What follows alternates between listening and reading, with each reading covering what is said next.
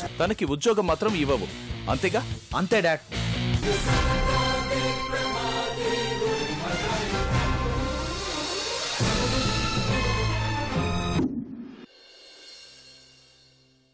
Dad, ఇది మన ఇంట్లో ఉందేంటి? ఇది అనటం కల్చర్ కాదు క్రిష్. ఆ అమ్మాయి పేరు మీనాక్షి. ఓ, దాని పేరు మీరు నాకు చెప్తున్నారా? అసలు అది ఇక్కడ ఎందుకు ఉంది? మనం ఎవ్రీ ఇయర్ కొన్ని అనాథాశ్రమాల్లోని పిల్లలకి స్కూల్ యూనిఫామ్స్ ఫ్రీగా సప్లై చేస్తూ ఉంటాం కదా, అవి మీనాక్షితో కుట్టిస్తున్నాను. దీంతోనా? ఇంకే టైలర్ దొరకలేదా? నాకు దొరికిన అమ్మాయి కూడా టైలరే. నన్ను అడిగితే 100 మందిని పంపించేవాడిని.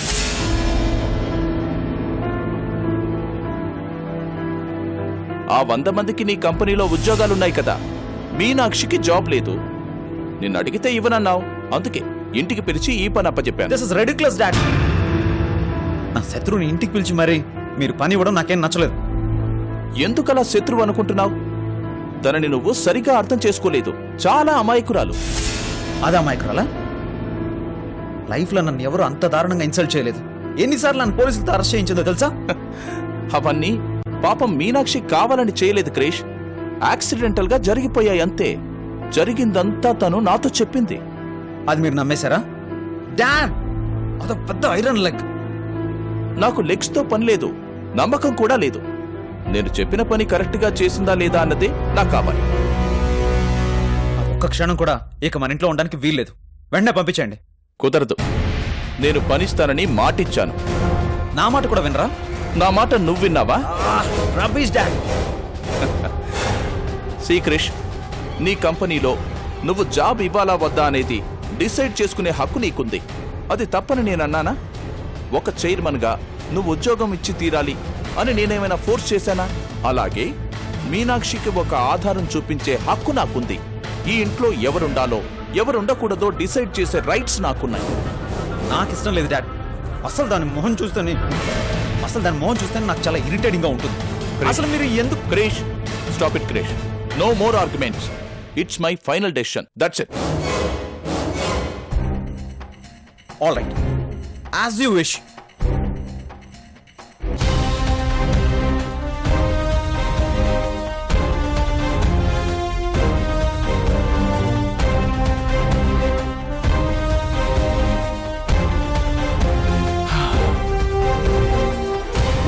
డాడ్, విన్నాను. అసలు అది నన్ను ఎంత డిస్టర్బ్ చేసిందో తెలుసా? దాని మూలంగా నేను ఎన్ని అవమానాలు పడ్డానో తెలుసా? మామ్, డాడ్ ఏంటి అలా మాట్లాడుతున్నారు? Leave it Krish. After all ఒక సర్వెంట్ గురించి నువ్వింత ఆలోచించడం టైం వేస్ట్. అందరూ వేరు, అది వేరు మామ్. అసలు అది మన ఇంట్లో ఉంటే I really can't tolerate it. ఆ అమ్మాయి మీ డాడీ ప్రాణాలు కాపాడిందట. ఆ సెంటిమెంట్ తో తీసుకొచ్చి పనిచ్చారు. అది మామ్, పోనీ ఆయన సెంటిమెంట్ ని మనమెందుకు కాదనాలి? అది ఇంకెవరో అయి ఉంటే డాడ్ని సేవ్ చేసినందుకు నేను కూడా నెత్తిని పెట్టుకునేవాడిని. కానీ అది సేవ్ చేసే రకం కాదు. ఎక్కడ లెగ్గు పెడితే అక్కడ బూడిదే. మామ్, నేను ఉద్యోగం నుంచి తీసేశానని ఏదో ఒకటి మాయ చేసి డాడ్ దగ్గర మంచి పేరు తెచ్చుకుని మళ్ళీ జాబ్ కొట్టేయడానికి ఎత్తులేస్తుంది. అంతే అయ్యుంటుందని నాకు ఇప్పుడే అర్థమవుతుంది. No problem. యూనిఫామ్స్ కుట్టడం పూర్తయితే దానికి ఇక్కడ పని లేదు. 4 రోజుల్లో అదే పోతుంది. వదిలేసేయ్. 4 రోజుల? దాన్ని ఒక్కరోజు కూడా చూస్తూ భరించే ఓపిక నాకు లేదు. చూడు క్రిష్, ఈ విషయంలో ఇక మీ డాడీతో ఆర్గ్యూ చేయడం అనవసరం. నీకు తెలుసు కదా, ఆయన చాలా విషయాలు లైట్గా తీసుకుంటారు. ఏదైనా పట్టించుకుంటే మాత్రం వదిలిపెట్టరు. అదే మెంటాలిటీ నీకు వచ్చింది. మీ ఇద్దరితో నాకు తలనొప్పి వచ్చింది. వెళ్ళి ఫ్రెష్ అయ్యరా. మామ్, వెళ్ళు.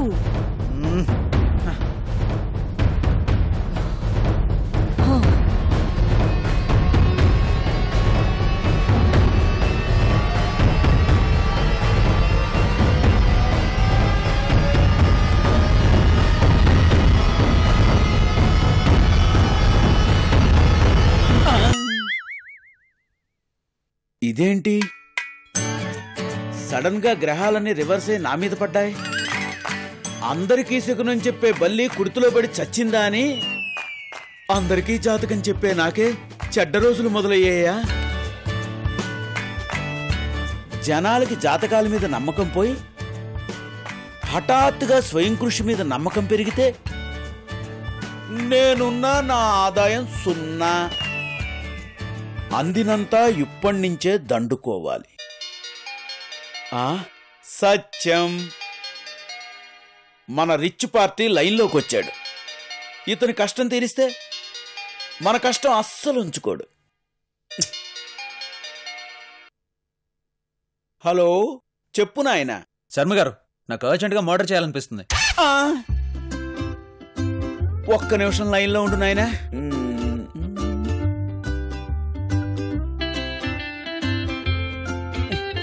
ఇప్పుడు మర్డర్లకి మంచి ముహూర్తాలు లేవు నాయనా. అష్టమి అష్టదరిద్రం, చతుర్దశి కారాగృహం, శృంఖాల బంధం, 14 ఏళ్లు జైలు శిక్ష పడ్డం ఖాయం. అది కాదండి. ఏ శనిగ్రహం మూలంగా నేను ఇన్ని ఇబ్బందులు పడ్డానో ఆ శనిగ్రహం నేను ఆఫీసులో నుంచి తీసేసినా ఇప్పుడు అది మా ఇంట్లోనే పనిలో చేరింది. ఇప్పుడు ఏం చేయమంటారు? వెరీ సింపుల్ నాయనా. ఆ అమ్మాయిని పనిలోంచి తీసేస్తే సరి. ఆ అవకాశం ఉంటే మీకెందుకు ఫోన్ చేస్తాను చెప్పండి. మా డాడీ దగ్గర మాయ చేసి మార్కులు కొట్టేసి పర్మనెంట్ గా సెటిల్ అయిపోయింది. అదెవరో జిగురు గ్రహంలా ఉంది నాయనా. ఇలా పేరు వినో, ఆవిడ లీలలు వినో నేను ఏ రెమెడీ చెప్పలేను, ప్రత్యక్షంగా చూస్తే తప్ప. ఆమెని ఏమి చేసి తరివి కొట్టచ్చో ఆలోచించచ్చు. అయితే వెంటనే బయలుదేరి మా ఇంటికి వచ్చేసేయండి. మీకోసమే వెయిట్ చేస్తూ ఉంటాను. మంచిది నాయనా. గంటలో మీ ఇంటి గంట కొట్టేస్తాను. అదే కాలింగ్ బెల్ నొక్కేస్తాను నాయనా. చెప్తా దాన్ని. జాతకంలో చెడ్డ రోజులు మొదలయ్యాయని ఉంది. నాకేమో ఇంత పెద్ద బకరా చిచి కస్టమర్ దొరికాడు. ఏంటో చెడ్డ రోజుల్లో కూడా మంచి జరిగే ఛాన్స్ నాకుందన్నమాట.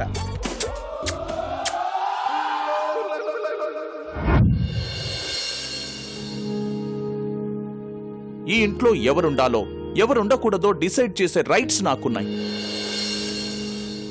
నాకు ఇష్టం లేదు డాడ్. అసలు దాని మోహన్ చూస్తే నాకు చాలా ఇరిటేటింగ్ గా ఉంటుంది. No more arguments. It's my final decision. That's it.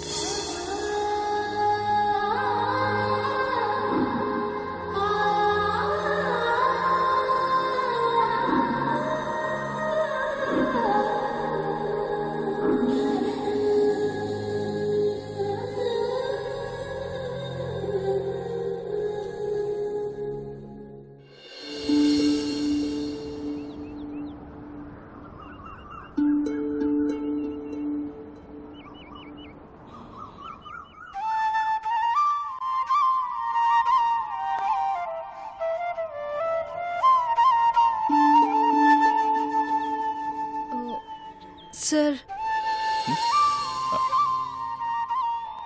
నేను వెళ్ళిపోతాను సార్. పనుందా? పని ఉండదని అర్థమైంది సార్. క్రిష్ మాటలు విన్నావా? వినబడ్డాయి సార్. నా జవాబు కూడా వినపడాలి కదా. మీరిద్దరూ తండ్రి కొడుకులు సార్. నేనే పరాయిదాన్ని.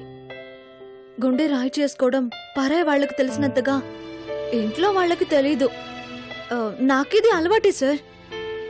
గోడ కొట్టిన బంతి, గాల్లోకి విసిరిన చేమంతి ఏదైనా నేల మీద పడాల్సిందే. నా జాతకం కూడా అంతే. జాతకం అనేది గ్రహాల వల్లే మారదు. ఒక్కోసారి మనం తీసుకునే తప్పుడు నిర్ణయాల వల్ల కూడా మారిపోతుంది. ఇప్పుడు నేను తీసుకుంది మాత్రం తెలివైన నిర్ణయమే సార్. ఎందుకంటే ఇంకా ఇక్కడే ఉండాలనుకోవడం అంతా తెలివి తక్కువ పని ఇంకొకటి ఉండదు. భయపడి పారిపోవడం తెలివైన పని కాదు మీనాక్షి. నేను పారిపోవడం లేదు సార్, తప్పుకుంటున్నాను. తప్పు లేకుండానే తప్పుకోవడం తప్పు కాదు సార్. నేనెక్కడికైనా వెళ్లాలనుకున్నప్పుడు ఎంత తొందరగా బయలుదేరినా నా దురదృష్టం నాకన్నా 2 అడుగులు ముందే ఉంటుంది. ఇవాళే కొంచెం ఆలస్యంగా మీ అబ్బాయితో పాటు కలిసొచ్చింది. ఇది కూడా నాకు కలిసిరాని ఉద్యోగమేనని తెలిసొచ్చింది. ఇక్కడి నుంచి వెళ్ళిపోయి ఏం చేద్దామనుకుంటున్నావు? వస్తే ఉద్యోగం చేసుకుంటాను, రాకపోతే ఉద్యోగం చూసుకుంటాను. నీకు ఇంకో చోట నేను ఉద్యోగం చూపించలేనని, ఇది తప్ప నీ జీవితానికి ఇంకేదీ దారి చూపించలేదని ఈ 2 కారణాలు కాదు. నిన్నాపేది ఇంకేదో ఉంది. బహుశా జాలితో అయ్యుంటుంది. అది కాదు. మేమంతా ఒక్క స్టేజ్ వరకే డబ్బు సంపాదిస్తాం. ఆ తర్వాత ఆ డబ్బే మరింత డబ్బును సంపాదించి పెడుతుంది. దాంతోపాటు శత్రువుల్ని కూడా తెచ్చిపెడుతుంది. ఎప్పుడో ఒకసారి నీలాంటి మనుషుల్ని మాకు తోడుగా పంపుతుంటుంది. ఎందుకంటే మమ్మల్ని ఆ శత్రువుల నుంచి కాపాడుకోవడానికి. మిమ్మల్ని మేం కాపాడుకోలేకపోతే జీవితాంతం మా పక్కన మామూలు మనుషులే ఉంటారు, మా మనుషులుండరు. నువ్వు మా మనిషివి. అలా అనుకుని మీరు ఎంతో కాలం పిల్లిని ఎలుకని ఒకే బోన్లో కట్టేలేరు కదా. మా పిల్లిని, అదే మా అబ్బాయిని నా మాటలతో కట్టిపడేయగలను. మీకు మీ అబ్బాయి గురించి పూర్తిగా తెలీదు.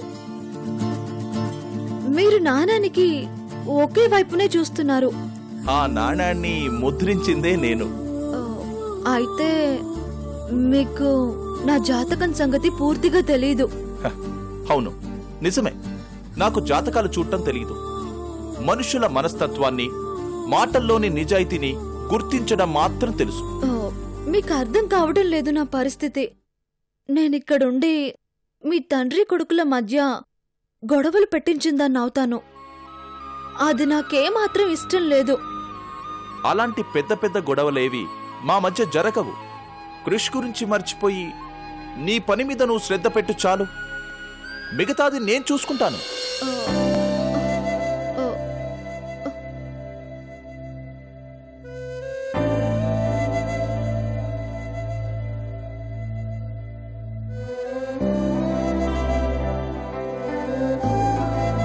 సరే సార్. ఎప్పుడూ ఎవరో ఒకరు వెళ్ళిపోమనేదాకా ఉండేదాన్ని. ఈసారి కొంచెం ఆత్మాభిమానం పెరిగి ముందే వెళ్ళిపోదాం అనుకున్నాను. కాదు, పూర్తిగా ఆత్మాభిమానం పోగొట్టుకున్నాకే వెళ్ళిపోమంటే అప్పటిదాకా ఉంటాను.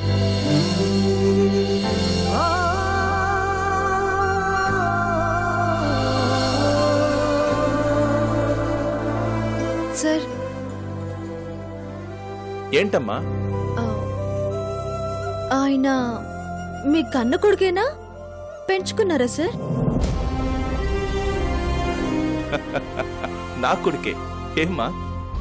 ఊరికే అడిగాను సార్.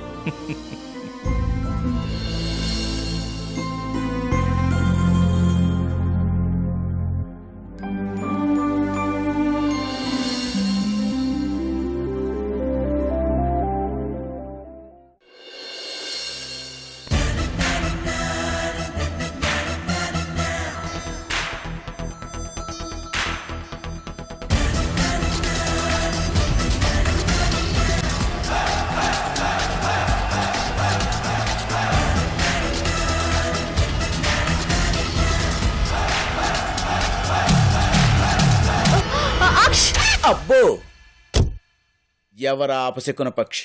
అక్షి ఎంతుమ్మింది.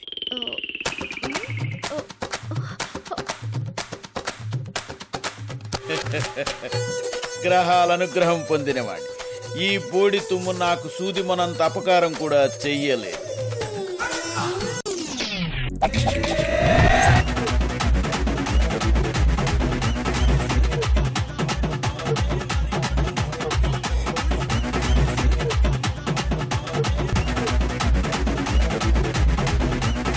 శ్రీరామచంద్ర,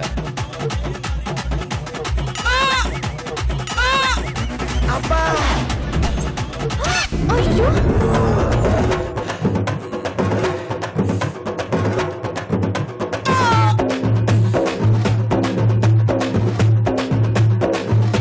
థ్యాంక్స్ అమ్మా. Sorry sir. నో మెన్షన్ కదా అనాలి. ఆంగ్ల భాషలో పేదరాలనుకుంటా. Poor fellow, god bless you.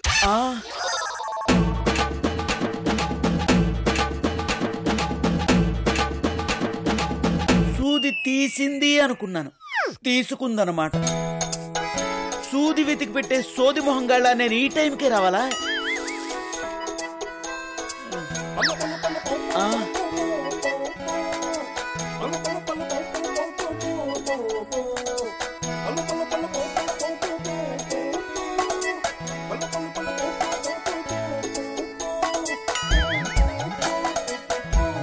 నంగనంచులో ఎలా కుట్టుకుంటుందో దొంగ కుట్టు. నా కాలే ఆమెకు దొరకాలా? అమ్మయ్యా, నాకే గుచ్చుకోవాలా? అబ్బా,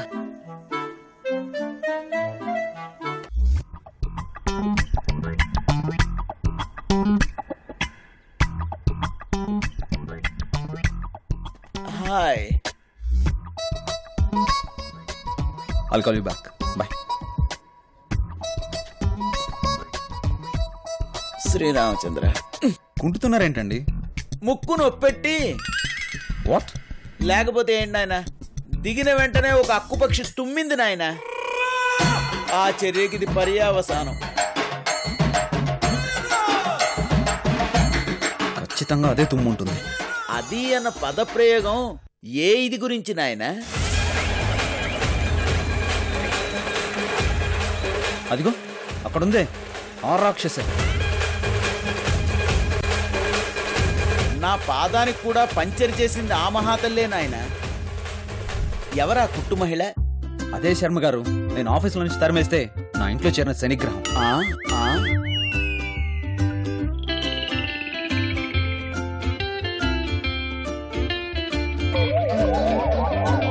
మాట్లాడరేంటండి?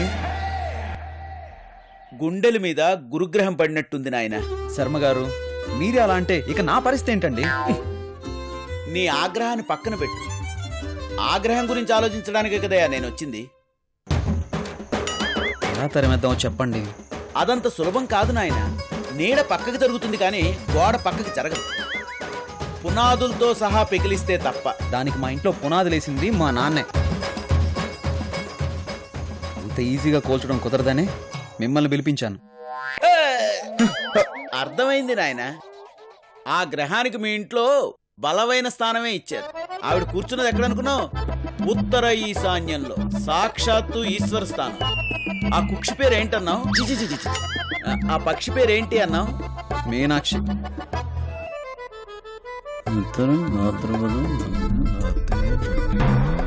హలో, మీనాక్షి అంటే చేప కన్ను కలదనే కాదు, మీనము అంటే చేప, అక్షి అంటే తుమ్ము. చేప ఎప్పుడు నీళ్ళల్లోనే ఉంటుంది కాబట్టి పరిశ్రమ చేసి అక్షి అక్షి అక్షి అని తుమ్ముతుంది నాయన. తుమ్ము అపశకునం నాయన. 8, 16, 32, 32, 16, 8. అబ్బా, న్యూమరాలజీ ప్రకారం చూసినా, ఆస్ట్రాలజీ ప్రకారం చూసినా ఆ పిల్ల ప్రతిసారి నిన్నొక మెట్టు కిందకి లాగుతూనే ఉంటుంది. ఎందుకు అది ప్రతిసారి నా వెంటే పడుతుంది? ఎందుకంటే ఏం చెప్తావు నాయన, సంక్రాంతి ముగ్గులాగా రకరకాల మెలికలు తిరుగుంది ఆ అమ్మాయి జాతకం. ముక్కు మధ్యలో గొబ్బెమ్మల ఎలా కూర్చుని కుట్టుకుంటుందో చూడు ఆ కుట్టుపక్షి. లాభం లేదు నాయన. సూదిలో దారం ఎక్కించగలం గానీ దారంలో సూది ఎక్కించలేం కదా. ఆ మీనాక్షిని మీరేం చేయలేరా? రామరామ, తప్పు నాయన. పండితుణ్ణి, సర్వశాస్త్రాలు తెలుసున్న సర్వజ్ఞ శర్మని రెమిడీ అడగాలి కానీ రౌడీలా ఏదో చేసేమని అడగకూడదు. హే, నేను అడిగింది అలాంటిది కాదు శర్మ గారు. ఓహో, ఏదో ఒక ప్లాన్ చెప్పండి. నేను ఫ్యూచర్ చెప్పగలను కానీ ప్లాన్లు చెప్పలేను నాయన. ఇటువంటి విపత్కర పరిస్థితులు సృష్టించేవాడు, వాటికి పరిష్కారాలు కూడా చెప్పగలిగేవాడు ఒక్కడే ఉన్నాడు. వాణ్ణే అడుగుదాం. ఎవరతను? Daily serial writer.